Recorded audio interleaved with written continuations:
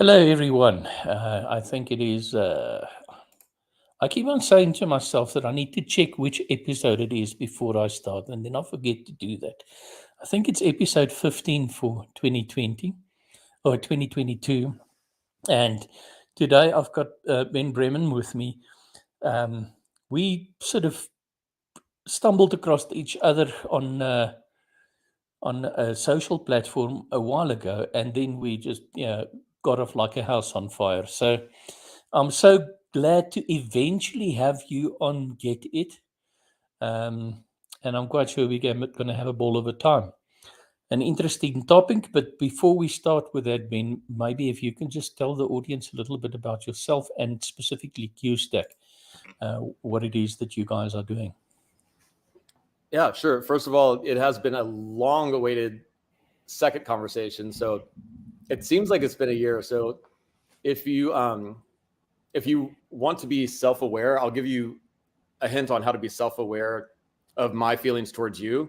I am super excited to be here. So if that was your awareness, then you're on the right track for this episode. But my name is Ben. Grew up in Texas and studied psychology in my 20s, and I lived in a couple different countries, and spent my 20s trying to figure out life. And then in my 30s, I realized that you had to make money. And so I was like, okay, well, my buddy got me a job, and I was in Berkeley at the time, got me a job at a San Francisco tech company called Pivotal Labs as an IT guy. And I got the job by completely basically lying and making up my resume to act like I knew how to fix computers. But I went and kind of was self-taught, went home every day and Googled for 6 hours and learned how to be an IT guy. And kind of the psychology background really turned out to be very handy. And so I kind of moved up the ranks. And before I know it, I was, doing teams at like Twitter, Box, Yahoo. And my last gig was Yahoo got acquired by Verizon and, merged with some other companies called Verizon Media. They've since gone back to just being normal Yahoo. But in doing that, I couldn't lean on my ITIL knowledge or technical knowledge. So what I did was say, like, I'm an IT director. My goal is to create at these companies, a great end user experience or employee experience. And so I rested on what I did know. And I knew psychology and how to turn, behavior and stuff like that into actual data.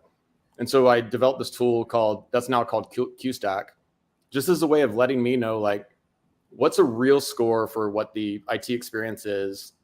How do we fix it? And then, how do we measure and benchmark that along the way to make sure that we are delivering IT support that people actually like, which it turns out is becoming increasingly, attractive to people, especially since the pandemic. So, the tool worked and I really enjoyed that time. But I think, you stumble on something that works. And I was like, well, I wonder if it works just for me or if it works for everyone. And so I built an enterprise version, and that's what QStack is. So it's a SaaS tool any IT team can use. And, basically think of it as like a quarterly pulse that tells you every quarter what the real experience of IT is, not according to you guys, but according to the people you support. And it gives you a strategy on how to fix it.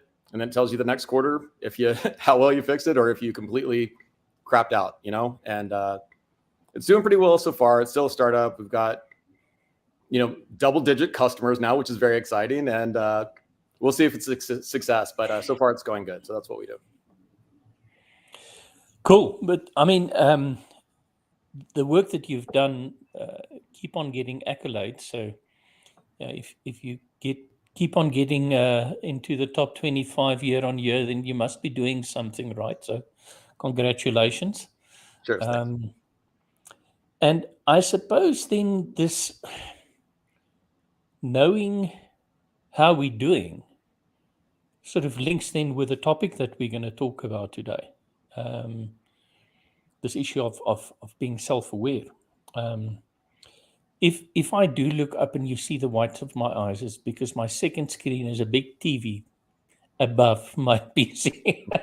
My apologies. We can all relate to that in the Zoom era. Like, I have a coworker, my head of customer success that I work closely with, and we're always like texting each other, like, because like, especially if you've got a dashboard or whatever, we're always just like, look or whatever. And like, you forget. So I think we all have empathy now for kids running into the screen during a company call, and to people looking around for whatever. And, I think I don't know if that's the case, but I feel like our audience will have empathy for that as well. I feel seen, even if you're looking up at the dashboard. Okay, cool. Yeah, when was it? The day before yesterday, I was standing at the bank complaining about the long queue, and telling the lady behind me that I miss the good old days. And I've been a customer of the bank for nearly 40 years, and the service is just not what it used to be. And I can still remember me opening my eldest son's account 30 years ago, and somebody else in the queue goes, "You've got a son that's 30 years old?" So, that was quite a compliment. I don't know how I got to this thought, but I don't know. Have you heard about the dyslexic agnostic insomniac? You used to lie awake at night wondering if there really was a dog. Now, I'm one of those. Well, I think we've already delivered a takeaway. Like, I'm writing that down in my personal journal. I might have to watch the live stream to get it, but I'm gonna, if it's okay to plagiarize that, I think Go for it. I borrowed it somewhere else, so yeah. Great artist steal. I think Bob Dylan said that. So yeah. So okay. So self-aware IT. Before you answer that, I suppose one can extend that and say self-aware IT people. One can say self-aware IT teams. We can say self-aware IT leadership, which I think is a very important one. And I suppose one can then also start talking about self-aware IT technology.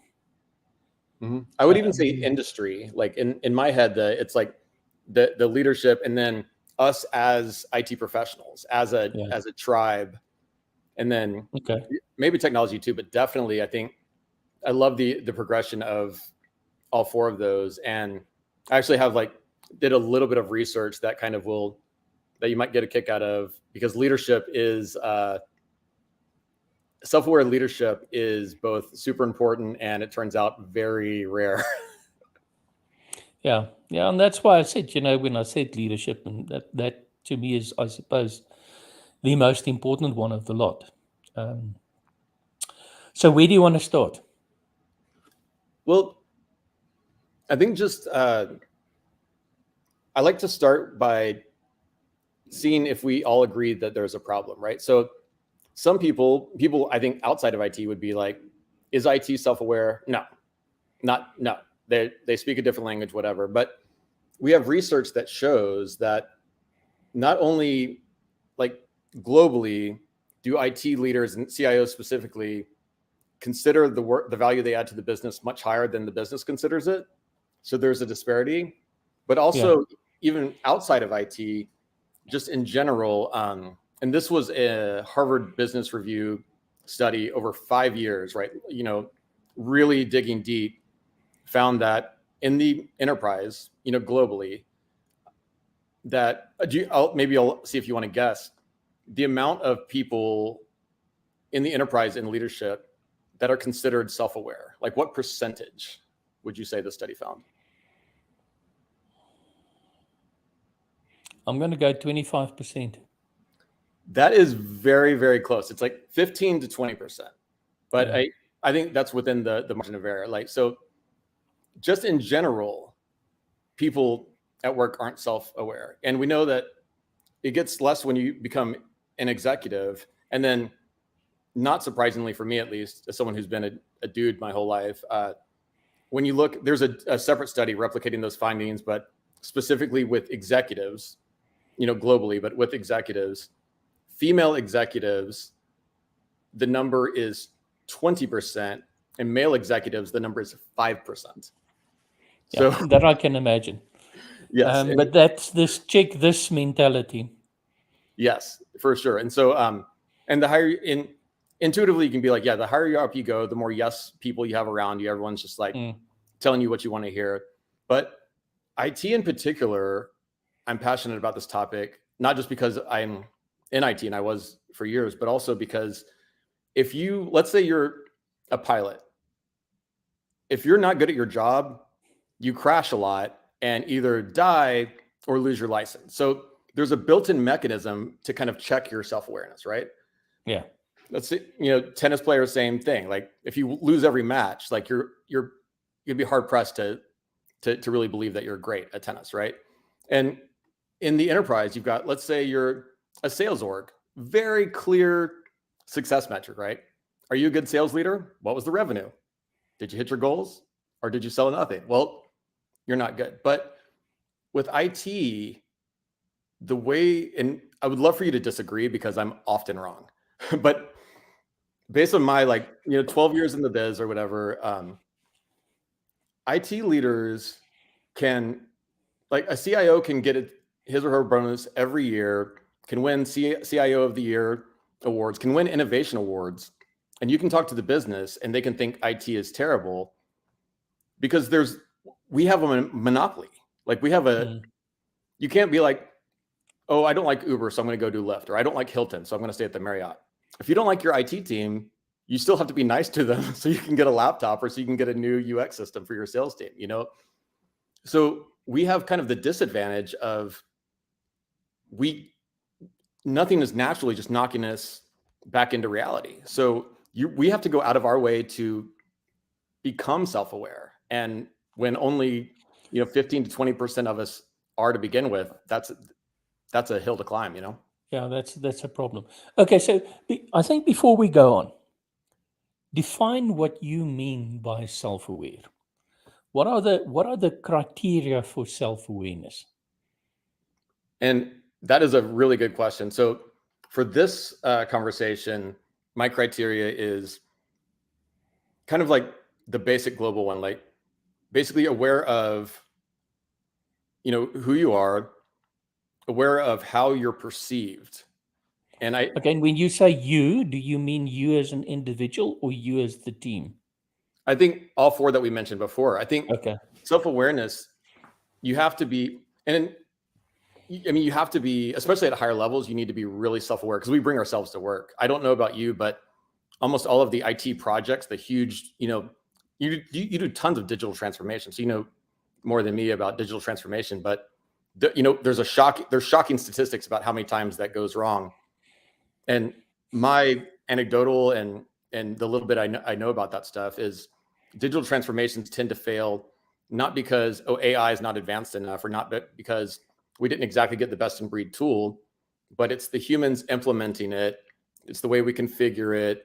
It's how we measure. It's human problems, personality. Like maybe there's an executive that isn't good at hearing feedback or, really has his own agenda. So I think being self-aware as a person is really important, but I think the fun topic is to talk about kind of as an industry or as an IT organization, like a CIO organization. But we can talk about any of those. Okay. So, okay, but you've sort of told me I need to know who I am. Mm-hmm. The next logical question then in this context is, how do I know who I am and how do I know what matters? So that is something that I can't answer, not because I know, but because they've done tons of research. And Okay.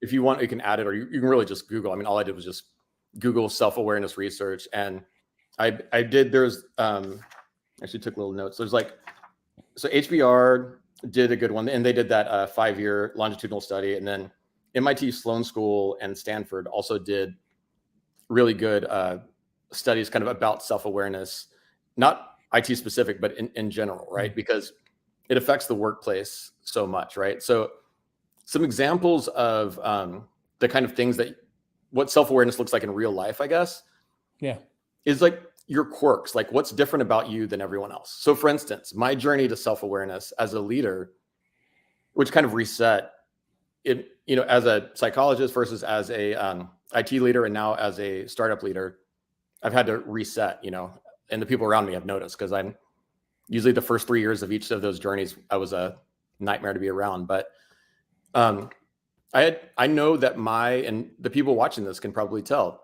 I am self-aware to the point that I understand I have crazy ADD. I'm all over the map. I'm often unclear. I often interrupt. I work on all these things, but I often interrupt. I often get impatient, and then am visibly like bored with like the conversation. If I've already arrived at the conclusion that they're trying to arrive at, which is really not good if you're trying to be a leader and a teacher, because that's, it's not good. But I'm aware of a lot of my faults and quirks.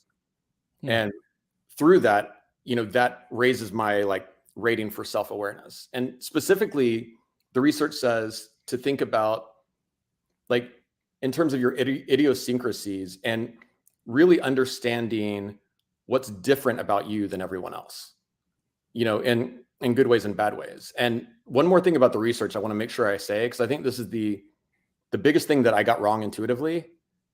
Intuitively, I thought the way one becomes self-aware is through reflection. Smoke a joint, sit under a tree, or sip some tea, whatever's legal in your, jurisdiction, sit under a tree, reflect. What am I really about? Turns out, not only does that not help, it does the opposite of help. It hurts your path. So people that spend more time introspectively reflecting, they have on average less self-awareness. So the key is you got to find out from other people. Like me sitting around reflecting on myself, it's like a fish in a fishbowl trying to decide what it means to be wet. I don't know. I don't even know what color I am unless I have a mirror, right? So the key is finding out what other people think and what other people really think, not just what they tell you, because you're the IT people, Yeah, and I think the key there is what you also said, that and to a large extent we share some traits, attributes, quirks. I think most of them, most probably not that good. Yeah. Getting to a conclusion before somebody else is just a form of cognitive bias. That doesn't necessarily mean that that's actually the answer.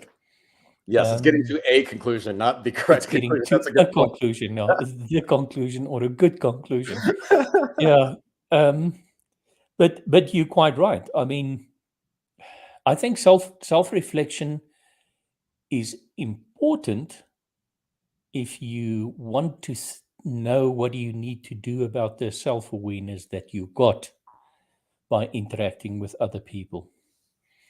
And for me, the most difficult thing in life was to just to shut up. Same. My grandmother always used to say to me, "My dear child, God gave you 2 ears and 1 mouth. Use it in that proportion." Hello, Greg. Can you see the people waving and saying hi? I can't see it on Sanker, this dashboard. Greg Sanker. Oh, hey Greg. Ben. Sorry, I'm late. No, you're not late. This is just a chat. Okay, but I suppose then the same level is necessary for us as a team or a department. I don't really know if we can do it as an industry. This ability then to be able to sit back and ask open-ended questions and be willing to listen to the feedback that we get.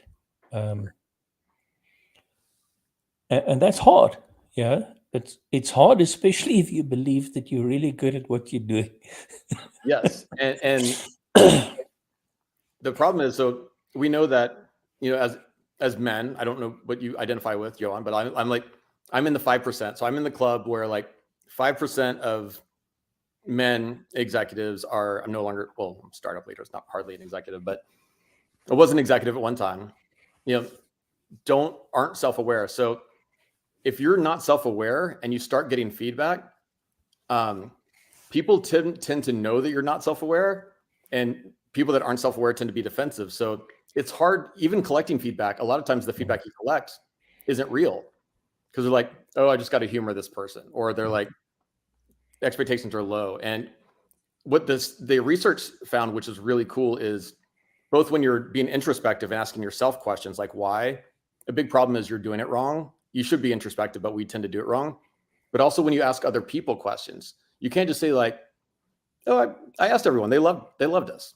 They, like the help desk person's like, oh, people love me. Yeah, they love you because you control if they get a new laptop, if they spill a Jack and Coke on their old one. Like there's a power differential, like, to understand. And if you're in leadership, people, want something from you or want a promotion, so they don't give you real feedback. So you have to be intentional and actually kind of pick one. They say 1 or 2 people or 3 people that you have regularly intentional meetings where you're like, okay, just to be clear, I'm going to listen. I'm not going to be defensive.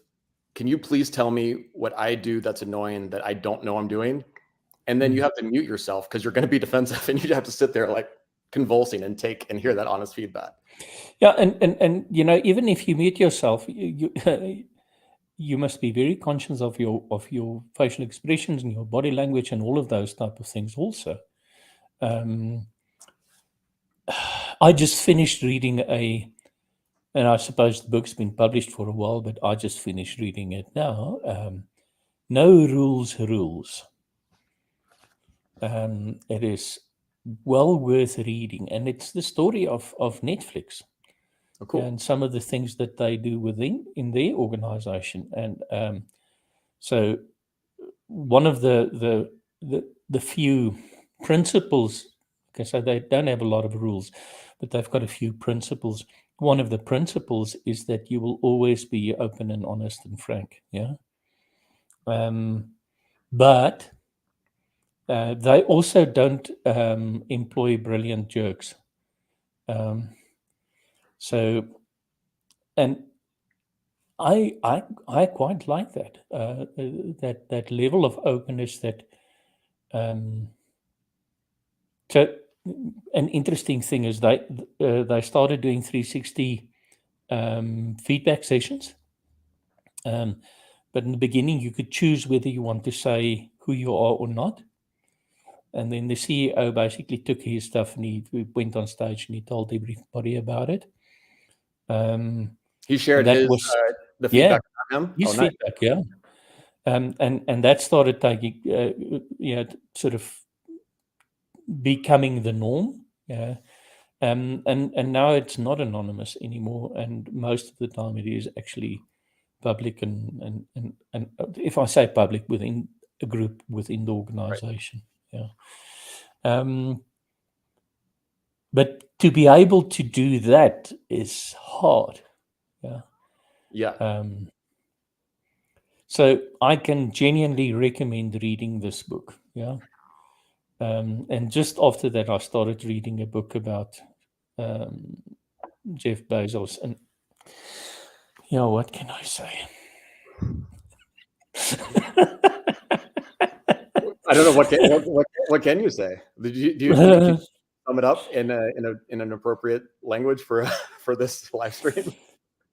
I'm a big Musk fan. Well, he's a countryman of yours, right? Am I right about that? Yeah. He graduated from Pretoria Boys High. But what I like about him is once again just the fact that he doesn't have a censor. He just blurts stuff out. And he's, exactly where you stand with him. The conversations between Musk and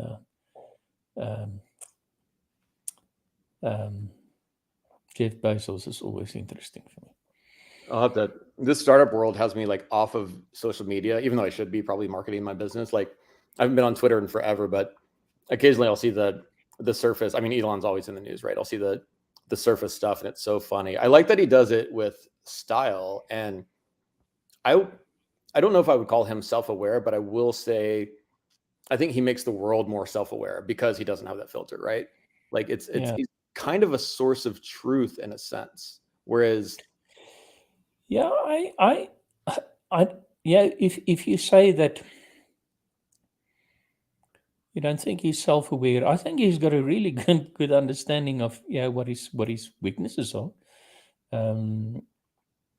And I suppose part of self-awareness is accepting yourself also.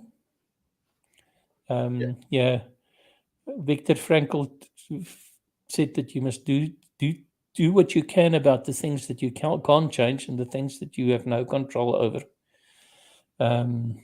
Yeah, why waste time and break your head over that? if I could put that into practice, I would have less gray hair and I think just be happy overall. That's an aspirational Frankel quote that I definitely try to do, but I struggle with. So it's another thing. This is me flexing my self-awareness, the little bits that I have. So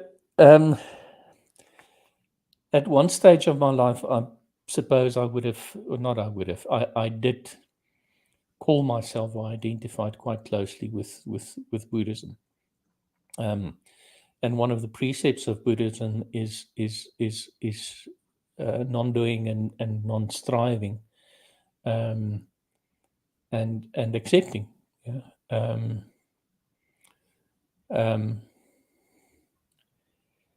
I don't know if I still. No, I know I still don't. I don't still agree. I don't know what's wrong with my English today. I've spent a weekend speaking Afrikaans, and all of a sudden I can't speak English. But after reflecting, I just realized that Buddha was an asshole. That's a hot take, but I don't necessarily disagree. In what way? Yeah, the amount of hurt that he caused for people who were close to him, by disengaging and by, so I suppose self-awareness should also be, part of it should be to understand what the effect you've got on others. 100%. I mean, I think that's probably the way that I use self-awareness the most is like when I'm describing people I like, and I'm like, that guy's an a-hole, but he knows he is, and so I like that, and he's my friend. Whereas if someone's an a-hole and they think that they're like nice or something, it's very off-putting. I mean, funniness or humor is a great example, right? Like if someone's like I was hanging out with this woman the other day, and she was like, I'm not funny, I don't get humor, and I'm like, it's an odd thing to say, but I really liked it. I'm like, I love that you know that about yourself. You're not one of these people that think you're hilarious. Because if you listen to from Pakistan, hey Amit, I can see the comments now, cool. Like if you're someone that thinks, like, the less self-aware you are, I think you're just a bull in the china shop knocking things over, and it really is about that effect, on other people, like you said. And it's self-awareness, you can still have all those bad qualities, but in my opinion, it really softens the blow when you know about it. Like you can accommodate for that. And there's something, really nice about people that aren't doing things on accident. That's why I like in my one-on-ones when I started this company, my friend Israel, who graciously helped me out for about a year, I could tell, and I actually heard through other people that it's like, Izzy says you're being a real pain in the ass. I'm like, okay, I got to talk to Izzy. So I started on our one-on-one saying, what do I do that's annoying that I don't realize I'm doing? And then he told me that stuff, and I'm like, oh, I'm not a good boss. I got to work on that. And so really, I think self-awareness is like how it affects other people. That might be a good operational definition just to say for IT. Like, how do you, IT, as an IT team, how do we affect other people? That's self-awareness, the extent to which we understand that. And just before I forget, I said a little bit earlier that I don't think introspection is a bad idea, but my my deepest introspection sessions was because I didn't have a choice to understand or think about the effect that the negative, the bad effect, the scars that I left on people's lives. And that's never comfortable to think about. Yeah. So I know we're going slightly off topic at the moment, so it's not self-awareness of IT.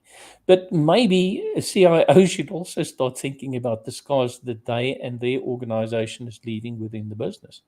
And to pile on to that, I think the very thing that you mentioned is why CIOs have an aversion to that, because the truth is painful. If you like, it is painful to know that we have caused people like severe hurt, like just in the IT support, like services industry, just like that little section, right? Thank you, Maddie. Loving this conversation. Good. Just this little section of, of the CIO world, like IT services, the HDI, the Help Desk Institute, they came out with this, this big survey, I think a couple of weeks ago or a week ago, and it was like 90 slides. I was just like flipping through it, and I saw one. It was talking about like SLAs, service level agreements, and XLAs, experience level agreements, and OLAs. I forget I don't know what that is, operational level, whatever. Yeah. But I was expecting to see, XLAs be like more effective or less or whatever. And for those of you who aren't in IT, SLAs are like agreements that we have with the business for, as an IT team, we'll keep the network up 99% of the time, or we'll, deliver this level of service or this responsiveness. Even our own agreements across the board, self-reported by IT leaders, we only hit as an industry 65% of the things that we agreed to. And these are a lot of times we don't even consult the business on them. So this is just what we say we're going to do, trying our best, not what the business wants, And I've got people who I would love to name because they drive me crazy, but I won't because this is public. But I know IT leaders, one guy in particular, who was so adamant about not collecting feedback from the end users of a service because he made a lot of money, and he's like, I don't want to know. Why would I want to know what I was doing wrong? I know another CIO that was like, he was talking about my tool, criticizing my tool. He's like, why would you make a tool that tells you more stuff to fix? He just couldn't get it through his head. He's like, in what universe is that? And I mean, third anecdote, and I'm not being self-aware that I talk too much. So, but the one that blew me away was, there's this big TV network CIO, or I don't know how big, but I've heard of them. I think it was a guy, he made $500K base salary and then $500K bonus, like performance bonus. And that bonus was based on not value to the business, not, uptime, not service, not quality. It was only based on cost, how little his department spent on enhancing the productivity of the end users of that company. So this person was forced to say, like, either I'm going to create like an awesome digital experience for my employees and do good for the company. And if I do that, I need to call my wife and say, hey, listen, we're going to make $400,000 less this year. So the kids can't go to private school, and, braces for 500 is probably still enough for private school, but yeah, literally having to say, I will make half as much for my family if I essentially what I consider do the wrong thing, and I almost don't know what the right thing to do for that person is. Like, do you make more money for your family, or do you, do your job well? And so, like, I think as an industry, the self-awareness would be like, we're not delivering the value that we could for the business. And we seem to be averse to fixing that, because when we really find out, it's painful. We're like, we've been trying our best for 20 years and we haven't been doing excellent.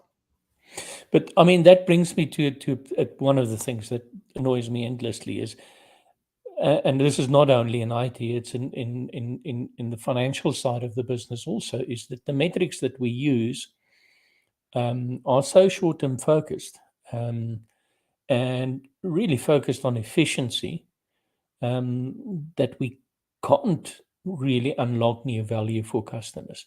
And the sad thing is that if we don't, what we're doing is we're holding the business back, and we actually preventing them from long term having stellar performance. And that's what I like about organizations who's got the guts to say, tough, I don't care about the next quarter or the next half yearly results that I need to report. I'm investing in the future of the organization and making it a better place for everybody, including myself, because long term I will get the benefit from that. And you get the hack to that, even though it's such a rare way to approach work, you and everyone in your org also gets to go home at the end of a long day and feel good as a human about what you do. Like, to me, that's Yes. the payoff. Like, I think most people, probably spend more time at work than with their families, at least when we were all going to the office, right? That's a lot of your working life. Like, you only get precious moments on this earth, and depending on your views on reincarnation, like if you get to come back and redo it, but to do the wrong thing on purpose, or to just hit like metrics that, I spent 40 years being super efficient at the wrong things that didn't matter. Like, Yeah.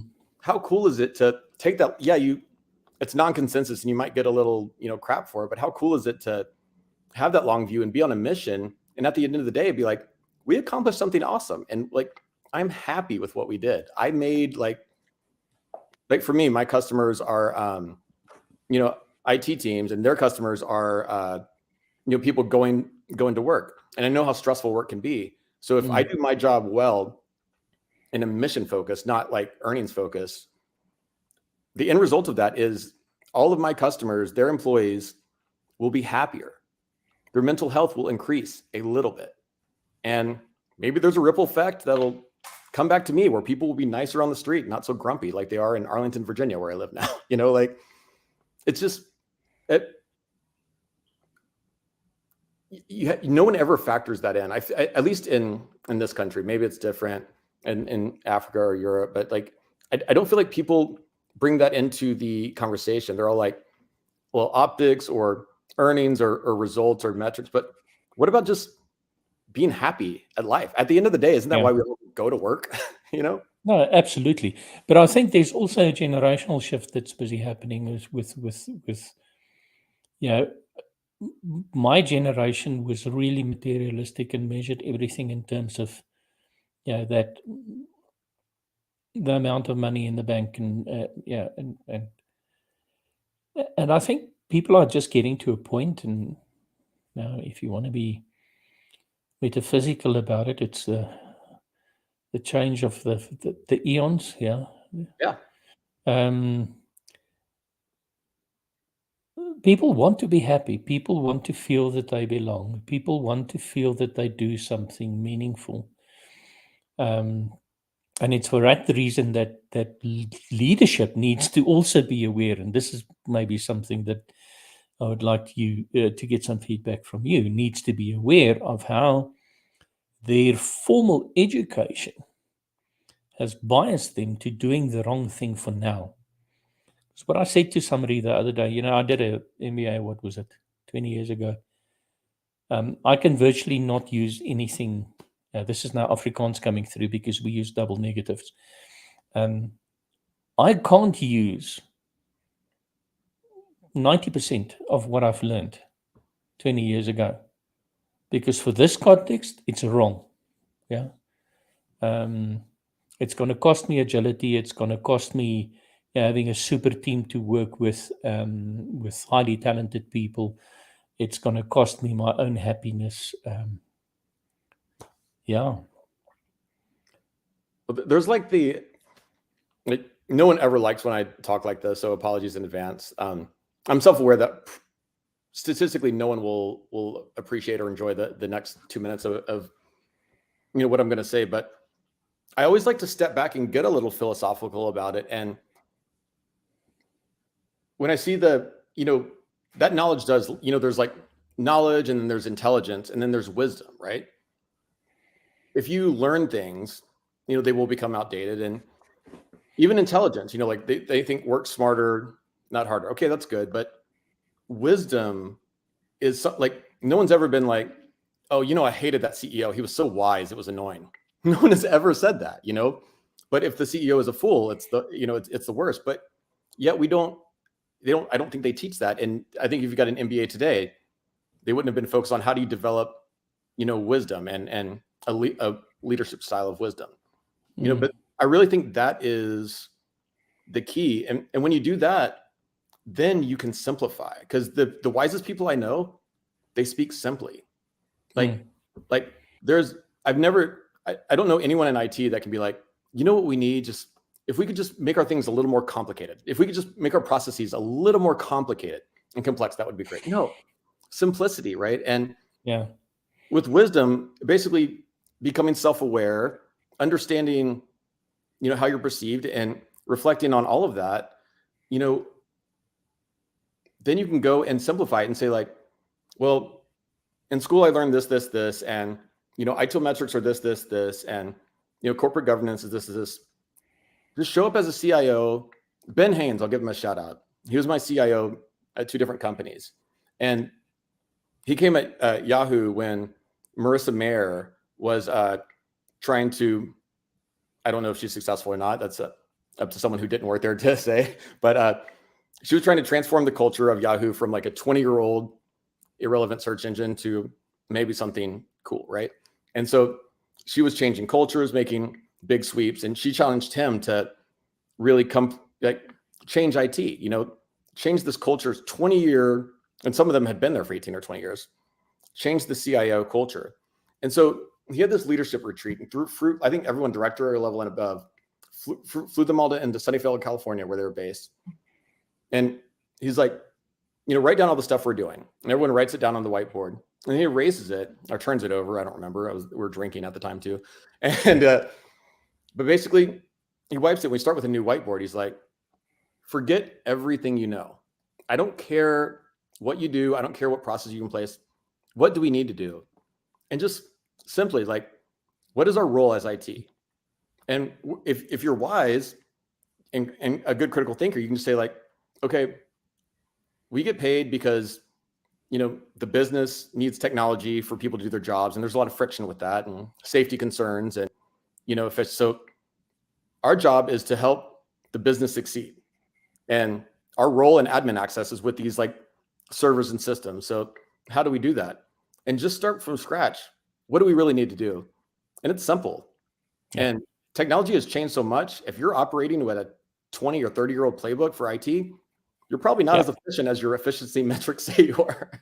Well, actually, not probably. You definitely not, because you're doing a bunch of things that doesn't matter. And maybe I just quickly want to touch Greg, and this is exactly this issue of governance. The problem with governance is people think that governance is about. Okay, let me take a step back. If I find the person who used governance, risk, and control in the same sentence the first time, I would throw them off a building. Because governance is about the leadership of the organization, making sure that the organization is doing the right things. It's not about putting gazillion controls in place. The more complex you make your control environment, the worse it becomes, the less control you've got. And many of these metrics that we've inherited were good metrics in an industrial age. They were good metrics when Frederick Taylor came up with scientific management or whatever. It wasn't that scientific, by the way. Yeah.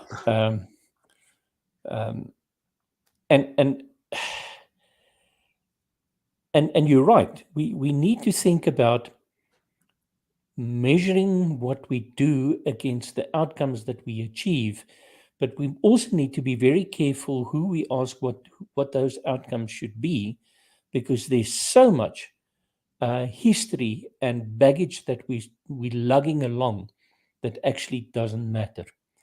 And it's a pity he died last year, a social anthropologist. I don't know if you ever heard David Gerber or read any of his stuff. I'm not If sure. not, It rings a bell, but yeah. I can't say I remember what he wrote. If you want to read a book from him, the one that I would read is Bullshit Jobs. Good title. I've Um, definitely seen that title on Amazon for sure. yeah. So and I at first listened to a conversation he had on, I think, what was it? One of the British societies. I think the Royal Society of Art or something like that. And he said, he constantly go to gatherings, and then he would ask people, "So, what do you do?" And they would say, "Oh, well, not that much." And at first, he thought, these people were modest, but then he actually realized that there's so much things that we've created in organizations that needs to be done. That's actually just bullshit. It adds no value to our customer, to our lives. It doesn't make the organization a better place to be, make it safer for investors or any of that. Yeah. So interesting read that I could maybe recommend that you do. How do you develop wisdom? So Tom, that's a very interesting question. I think the first criteria for being wise is being self-aware.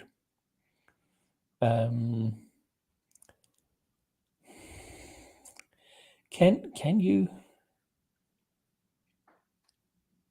develop wisdom? I don't know. I think you become wise. Yeah. I think so. I mean, it's like and again, it's not knowledge per se, but it's this. To me, I feel it's like an internalization of like how the world works, and like you can read. I mean, I took a very caveman approach. I was like, I read wisdom literature, like I don't think that's how you really become wise, No. but it helped me critical think. I took philosophy classes, and that kind of helped. But over time, like I come from a psychology background, so there's a guy back in the day. It was very popular, like pop psychologist called or psychiatrist called Scott Peck, and he wrote a book called The Road Less Traveled. It sold like 1 billion books, Yeah. but it was, I'm sure, maybe me and you were the only people that have read that book. So it was back in the day, but he had this concept that he called like the reality map, and it changed my life when I read it. And it's like talking about mental health, and the key to happiness and surviving the world is like having a reality map, like what you see in your head, how that relates to reality, right? So if you've got a map of your room, in your head, but someone moved the furniture around, you're going to be hitting furniture. You're not going to have a very enjoyable time. But if the way I think reality is, the closer that is to how it is in real life, I think that helps. And I think wisdom, it's helpful for that. But I don't know, to be honest, I'm becoming self-aware just because. Tom, thank you for that question. That question has made me self-aware that I really don't know how you become wise. I just feel like I know it when I see it, and I really like people that are wise running my organizations. Yeah. And I don't underestimate the value of failing. And I don't mean failing in a financial sense or in a material sense. I mean failing as a person. If you then are willing to accept, and you do a bit of introspection. I think that's hopefully that would change your behavior towards other people later. That's one of the things that I find easier, even though like it's the hardest thing I've ever done is run a company.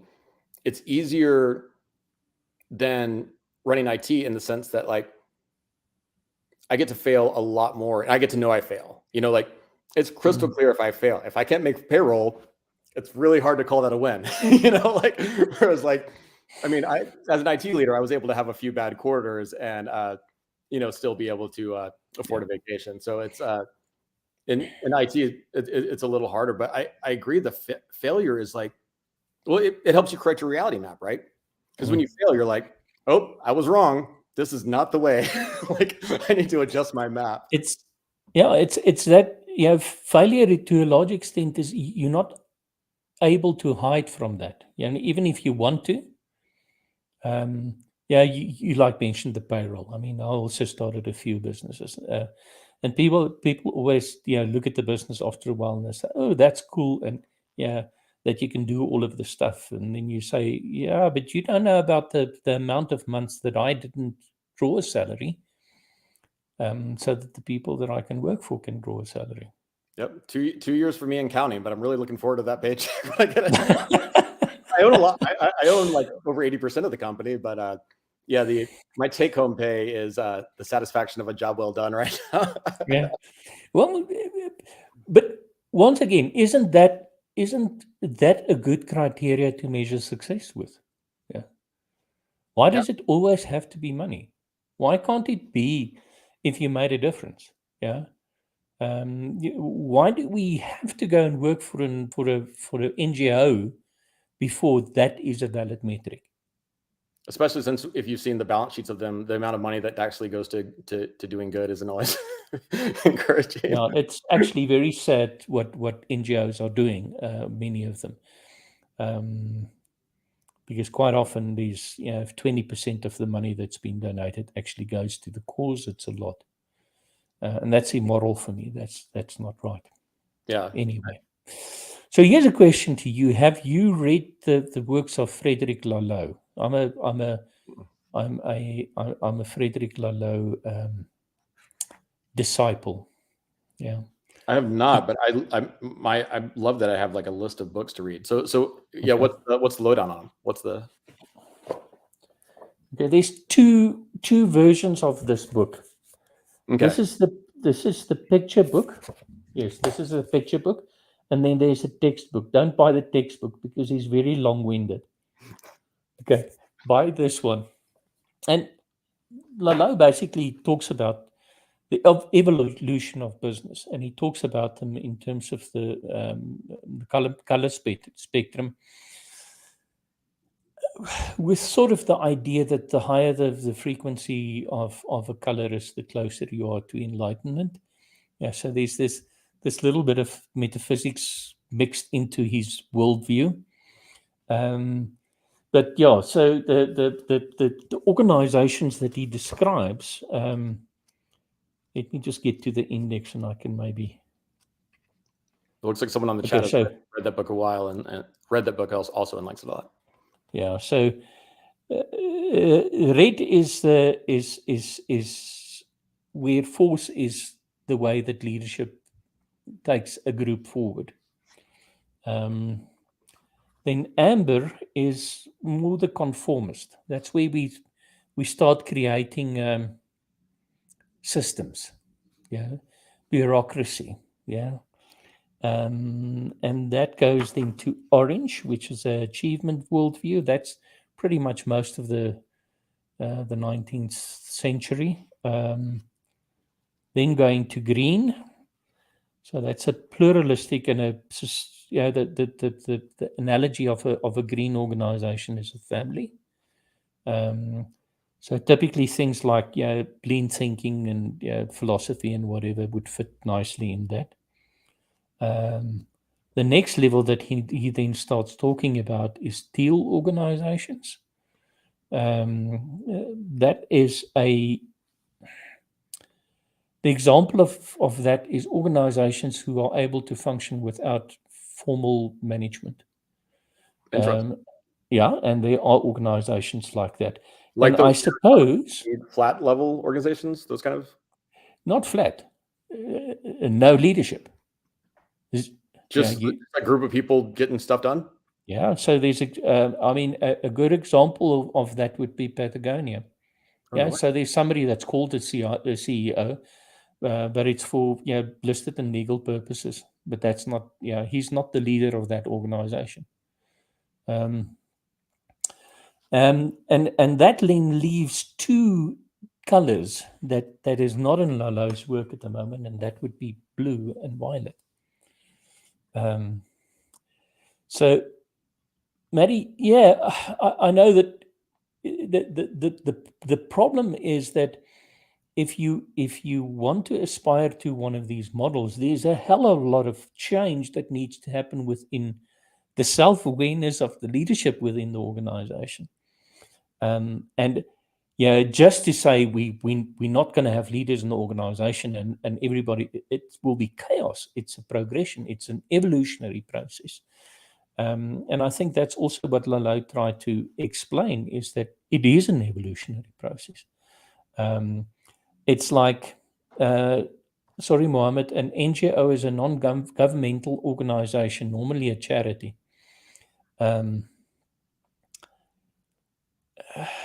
You see, ADHD. Where was I?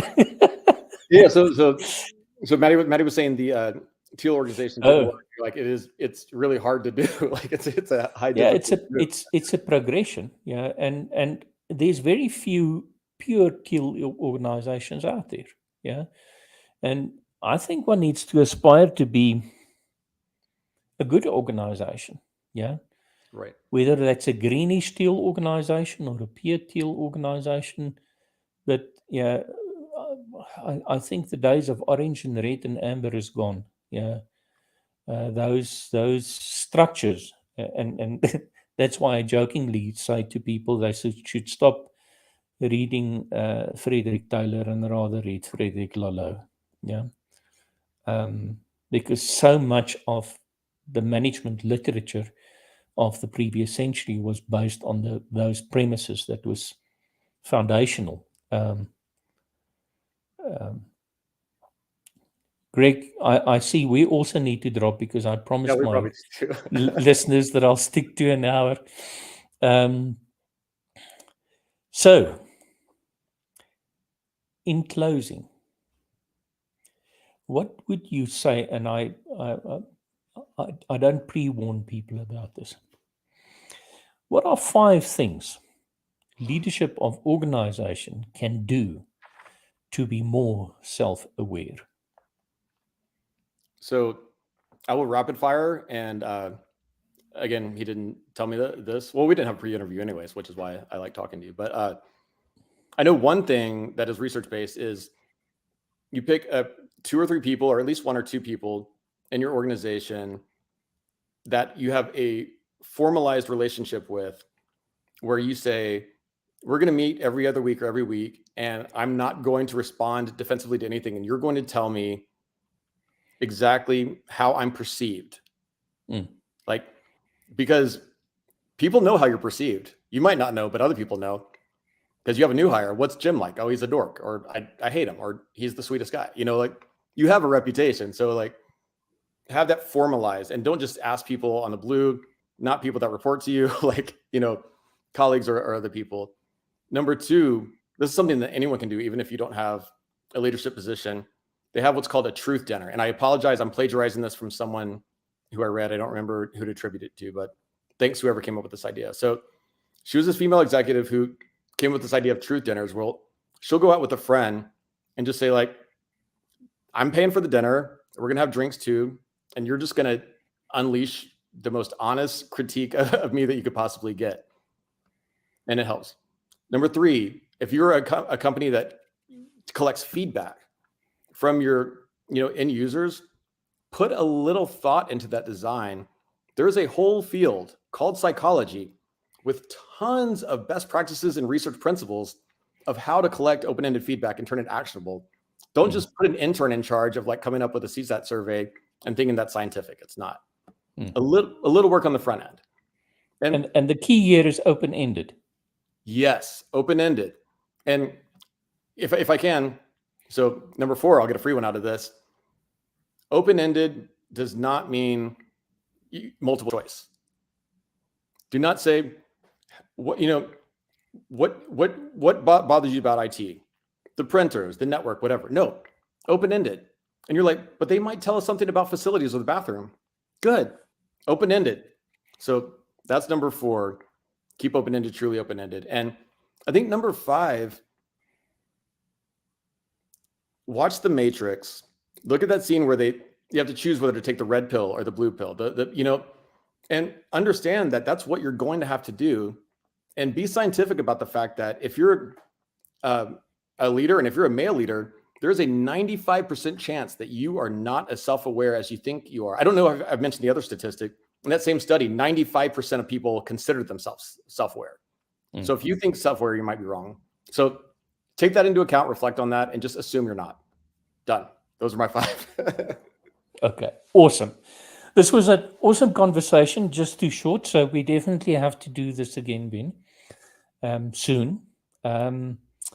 I want to just quickly go back and go to this view. So if you would like to have a chat with Ben, there's his contact details. I would also recommend that you listen to his blogspot. You can go to his company and see the awesome stuff that they do in terms of creating real actionable metrics that matters for the organization. And then, as usual, I need to get my little punt in also.